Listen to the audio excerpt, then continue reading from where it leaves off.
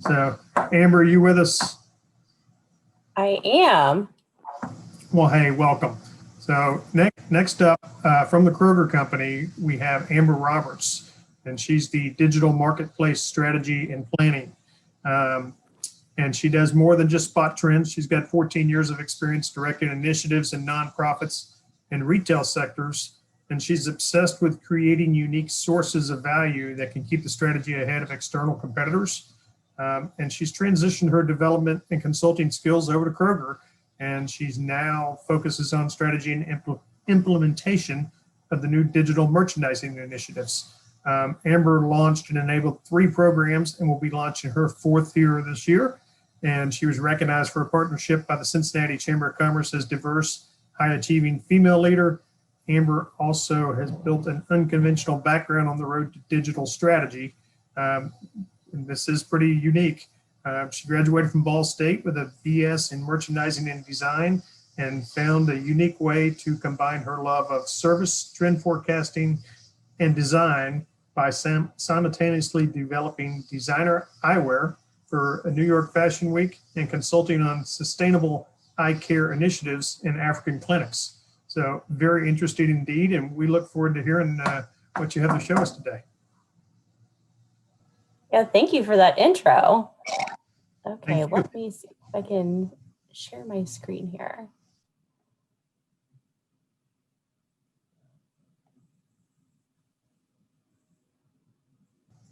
Can everyone see that? We can see it. Okay. So, hello everyone. If if I haven't had the pleasure of meeting you, I'm Amber Roberts and I lead marketplace strategy and planning for Kroger. For the past 3 years, I've worked in Kroger's technology and digital space, and wow, a lot has changed in just a few years. And heck, even just this year, it's changed a lot. But consequently, we're excited to share with you how you should be thinking about your business in this new era and the technology you should be leveraging to support it.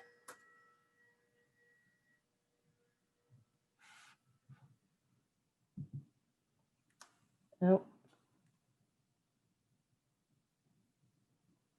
Let's see if this is working now.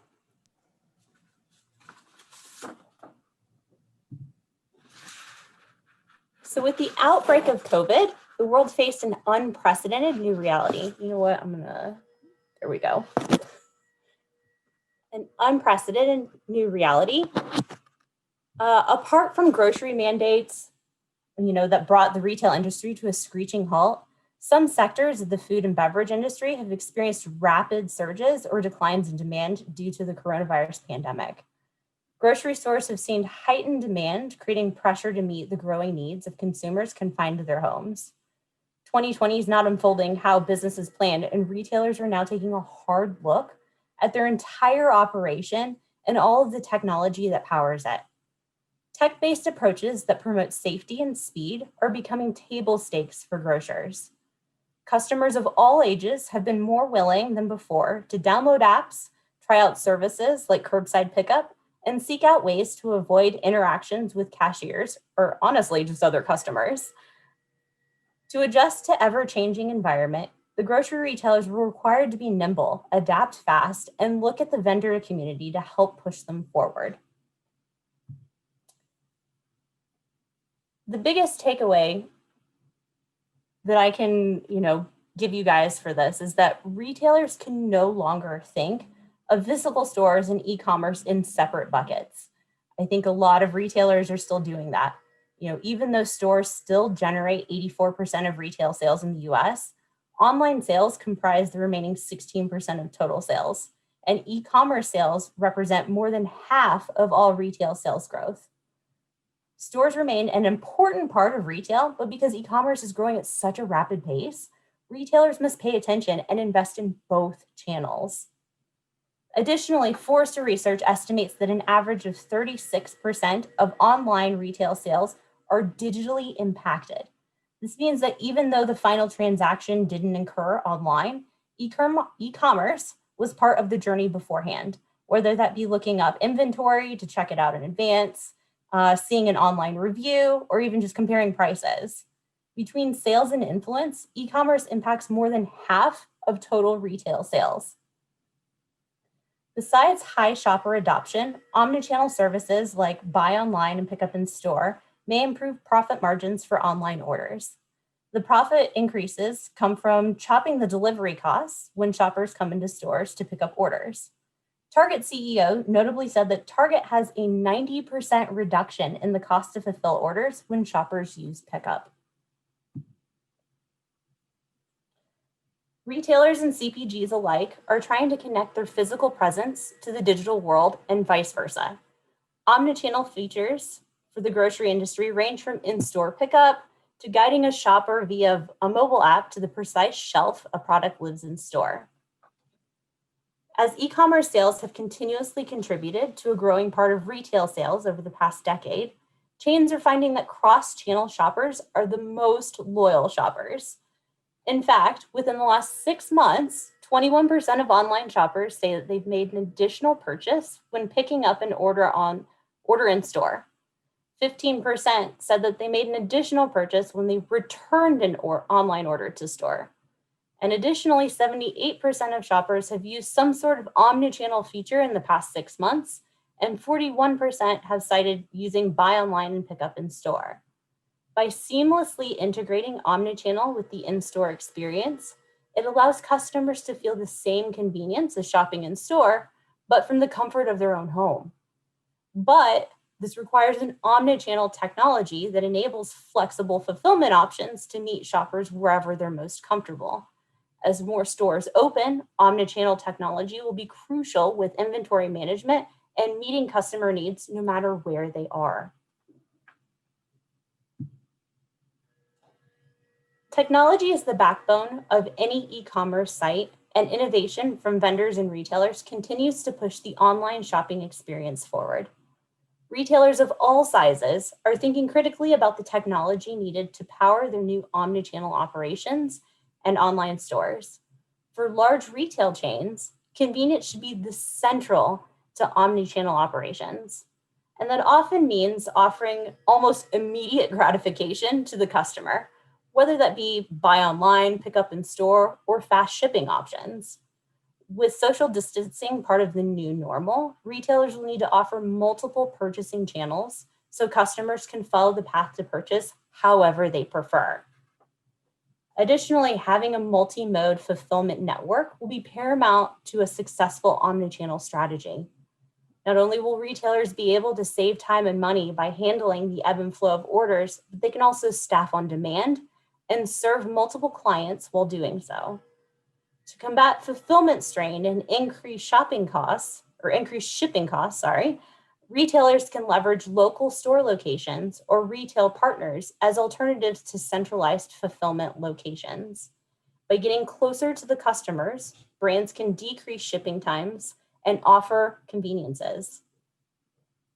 This requires an investment in omnichannel technology that enables flexible fulfillment options to provide the assortment customers expect and protect the fulfillment promises on their orders. So how have grocery retailers blurred the lines between in-store and online with technology amid a pandemic? Consumer behavior has changed drastically amid COVID-19. The number of visits to stores decreased significantly. And while online shopping has seen a spike in sales, customers admit to making fewer visits in store. Many of these enhancements were well into play before the pandemic, but the retailers with these capabilities are more poised to win. The outbreak has accelerated the need for retail innovation. Fortunately, several grocers have come up with ways to make everyday shopping safer and easier for customers, while also handling the influx of larger orders. While click and collect isn't new, this way of shopping is making a major impact on brick and mortar in the grocery industry. With click and collect, shoppers order their items from wherever they're at and pick them up in the brick and mortar location. For most grocers, though, this means that the customer waits in their vehicle while groceries are loaded in their cars. While we have increased engagement and adoption for this fulfillment method, I encourage retailers to start thinking about the next iteration. The added benefit for grocery stores is that customers inevitably will think of something else that they need that they forgot to put on their list. Additionally, customer feedback for many click and collect operations is the wait time and long lines to pick up their orders. Why not enlist technology to offer a pickup station in store that can house products for all temperatures? Data has shown that while a customer is picking up their order, they're likely to make a pass through the aisles, thus driving additional sales. Grocery stores also can change the layouts of their stores to adapt to click and collect. For instance, a new layout could include placing a pharmacy or a prepared meal counter near the click and collect location to create an added convenience for customers and encourage them to come in the store. Checkout free shopping looks different by retailer. Whether the customer uses a handheld mobile device to scan the products themselves, or if the store is using smart carts to determine the items inside, the result is the same. The customer gets to skip the lines, bypass checkout, and be on their way. The allure of bypassing a busy checkout lane for a self-scanning device is a powerful draw. Many customers like the control that self-scanning gives them over their shopping by offering them a rapid and efficient conclusion to their shopping experience. Adoption for this technology initially was low, but as customers look for ways to spend less time in store and desire a contactless way of shopping, we've seen more customers explore this option. The last two enhancements, robotic picking and micro-fulfillment centers, focus not only on achieving a better customer experience, but also driving down operational costs. Technology is expensive. It requires an investment, and outsourcing last mile delivery services eats into our margins. And, especially in the grocery industry, we're running on penny margins, very, very small margins. In grocery, we all know that margins are razor thin, so it's wise to invest in services that not only drive sales and convenience, but also decrease operational costs. A growing number of retailers are turning to robotic picking to outcompete their rivals. Robots keep costs down and make order fulfillment quicker and more accurate. Now, given a lockdown that could go on for months or even years, this kind of small-scale automation could be key for retailers that are to survive. As robotic warehousing systems have become more compact and more modular, more retailers are choosing to install their own, tailored to their business needs and available space.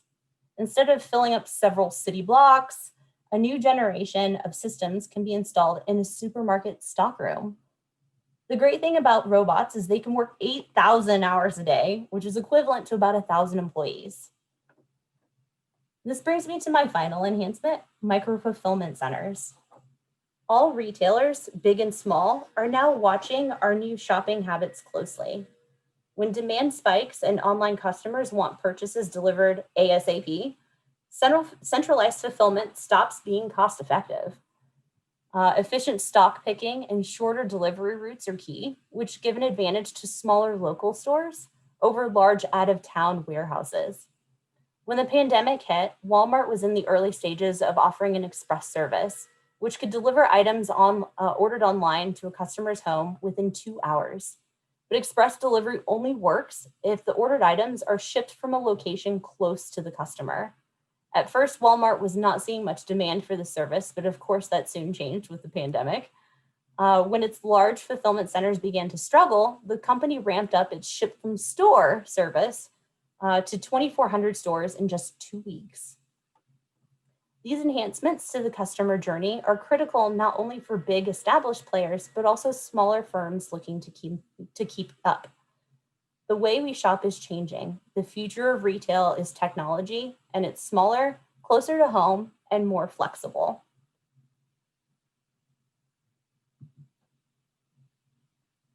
So what's next? The days when shoppers spent an hour trudging through and getting lost in a giant food store, and keep in mind this is often with young kids in tow, is increasingly becoming a thing of the past. The drive toward ultra convenience in the shopping experience now means that so much of what a shopper needs is just a click or a swipe away. But in truth, the retail revolution is barely getting started for grocery. With a host of technologies just reaching maturity, From robotics to augmented reality, the next phase of shopping innovation will take convenience to a whole new, unimaginable level. Here are 3 technologies every grocer and CPG should be watching this year. The first one is unattended deliveries. One of the downsides of online deliveries is having to wait around for it to arrive. Many retailers are experimenting with unattended deliveries to secure areas of the home, like think garages or trunks of cars. Those concepts are exciting, but not feasible for highly perishable items. One potential solution is new in-home delivery in pilot by the supermarket Waitrose, and it could change everything. The service allows customers with smart lock to set a temporary access code via secure app, which is sent to the driver when they arrive at the property. Then they enter and put any frozen or perishable foods straight into the fridge or freezer. Once the delivery is complete and the driver's left the property, the code immediately expires. For me, while I'd love that convenience, I'd hesitate to adopt this type of service. I have a really difficult time trusting a complete stranger walking to my home and putting groceries away in my kitchen while I'm not there. I don't know about you guys, that, maybe I'm just like neurotic. The good news is that there are companies making this a little less evasive for people like us. One such company is DinoSafe. DinoSafe is a smart home, temperature-controlled lockbox safe that secures to your home, protecting your deliveries from theft and elements and from exposure to organisms that can cause illness, such as viruses that cause COVID. When you place an order, you assign a desired temperature for the order when the delivery is made. The box quickly adjusts to that pre-assigned setting. For example, a grocery retailer will not only have the ability to one-click unlock the container, they can also adjust the temperature while the delivery is being loaded on the delivery truck, so the container is at the desired optimal temperature when the delivery is made.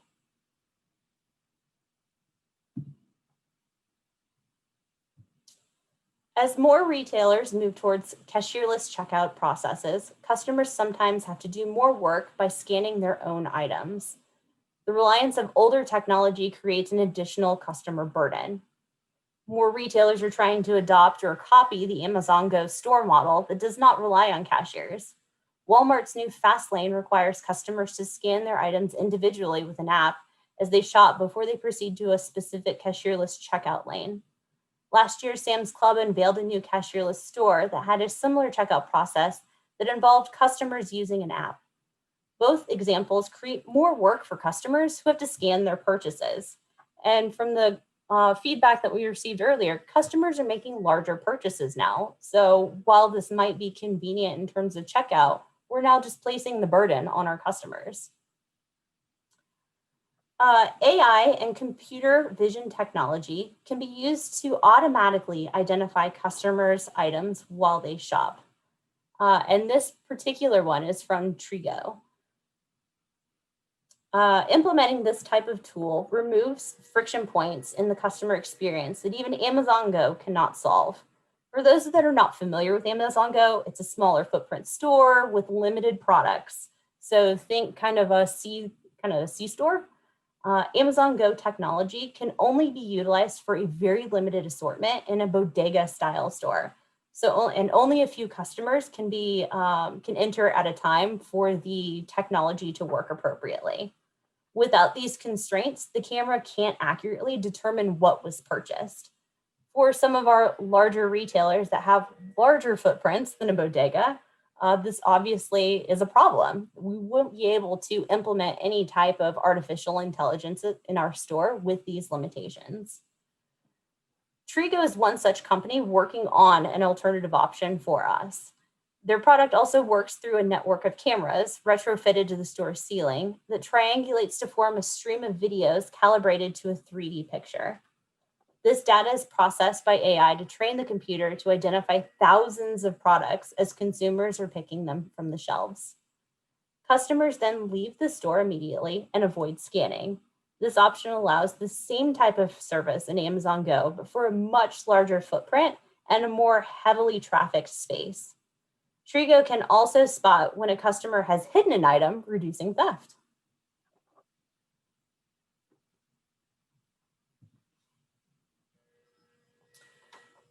The next technology is dynamic pricing and promotions. And before I answer the question of whether retailers consider dynamic pricing, let's first define what it really is. Dynamic pricing is the act of changing a price multiple times throughout the day or week. There's some expectation that the frequency of the price changes is unusually high relative to how product is normally priced. It's one thing to expect stock prices to change throughout the day. It's quite another to see it relative to cereal on a grocery store shelf. A dynamic price is typically visible to all shoppers, no matter who they are. There are two examples of dynamic pricing. On Black Friday, Amazon changes their prices of highly competitive items multiple times per day. And I think we've all seen it. I know that I've been super frustrated when I see their dynamic pricing outside of Black Friday. I put something in my cart, and by the time I'm checking out, it says that there's a price change. But the pattern of those price changes sometimes matches the doorbuster pricing of store-based retailers, where between 8 and 10 a.m., for example, the price is 25% off and then raises 10% off after 10 a.m. A more sophisticated example is consumers buy more salads when it's over 80 degrees outside. A retailer or restaurant could easily capitalize on this trend by dynamic pricing or generating offers for salad once the temperature hits that point, as Walmart does through advertising on its digital signage. Dynamic pricing is a common practice online, but found less frequently in stores. Retailers first must implement electronic shelf displays. In a survey of retailers worldwide by Planet Retail, 40% were either considering using electronic shelves to show prices and detailed product information, or had planned to use them in the next 12 months. Some 78% of retailers would like to implement more price changes and promotions to provide better prices and deals in store, but 65% don't feel able to execute all of the pricing changes and promotions they'd like to, and understandably. Most grocery stores have an average of 50,000 unique UPCs in the store. Price changes can take a lot of manpower. There are use cases where dynamic pricing makes sense, like during intensely competitive shopping times, like on Black Friday, or for items with short lifespans, like coleslaw at the end of the day, or turning products that are not selling as anticipated based off of regionality or location. Pricing is just one of the levers merchants can use to drive sales and get out of products that are overstocked. Now imagine being able to have full control of the pricing and promotions and inventory levels at the stores without ever having to step foot into a store. New promotions could be listed online by the preferred store the customer shops. And certainly retailers can see the appeal of how this facilitates a seamless omnichannel experience. Retail is the place where economics is going to drive long-term adoption. But automation and technology isn't always a plug-and-play solution for everyone. Companies looking to invest in automation may have to work around legacy processes and in-house technology. Even without these hurdles, switching to automation takes time and money, unless you already have a stable platform to build on. Businesses that were on the fence at the start of the year have seen their priorities change. Many are now eyeing long months or years of uncertainty ahead. More than a few will commit to an investment that did not look like immediate need until a few months ago. There was always a lot of aspirational talk about the future and what companies could do, and suddenly there are fewer reasons to put off those plans. The future is uncertain, and as the pandemic eases in some regions and surges in others, we're likely to see patterns shift again, with consumers in areas returning to restaurants and buying fewer groceries. Remaining flexible and adaptive will help grocers and distributors continue to perform despite these waves of disruption. The way grocery retailers responded was a defining moment for us that will live well beyond this global pandemic. Nobody knows what the future of grocery holds, but one thing is certain: the future is omnichannel. Thank you guys for your time. I think we will now open it up for Q&A. Hey, thanks, Amber. It's interesting to hear this from the retailer side. Heard a lot on the CPG today. And I'm with you. The strangers in my house is a little creepy. Yeah, I can't get over that. Like, sorry, I don't want them in my house. I'm sure we'll see it there, but I think you said it best at first when you said, the future of retail is technology. There's some great examples, so thank you. Laura, do we have any questions there? I think we got time for just a couple of quick ones. Yeah, absolutely. Hi, Amber. So a Hello. question from the audience. So for fresh produce, what technologies and innovation are coming up in the pipeline for Kroger where suppliers can partner or participate? Yeah, I think from, just to hit on one of my examples from the presentation, looking at temperature controlled pickup. I think that that's going to, I really believe that that's going to be the next phase of a next evolution of pickup. As customers, e-commerce customers in general, I think for retailers outside of grocery, they're very used to having to go in store to pick up. Like, why not transition our customers to that and have temperature controlled solutions for produce, available for them so that they can, also come in the store, browse, pick up their last minute items if they need to, and, take advantage of having their pickup time, their pickup slot, whatever, be flexible. They don't have to come at a very specific time of the day anymore. They can pick it up whenever because the, everything's temperature controlled for them and waiting. Yeah, absolutely. There is definitely a convenience factor in, having someone shop for you, but then you pick up when you're ready and you don't have that long wait time. Exactly. All about convenience. Absolutely. That's it for questions from my side. Chuck, anything else you want to add for Amber? I think I found that very interesting. Thank you for taking the time, but I think that's about it, right? So we're right here at the end of the day now. So Thank you, Amber. No problem. Thank you for having me.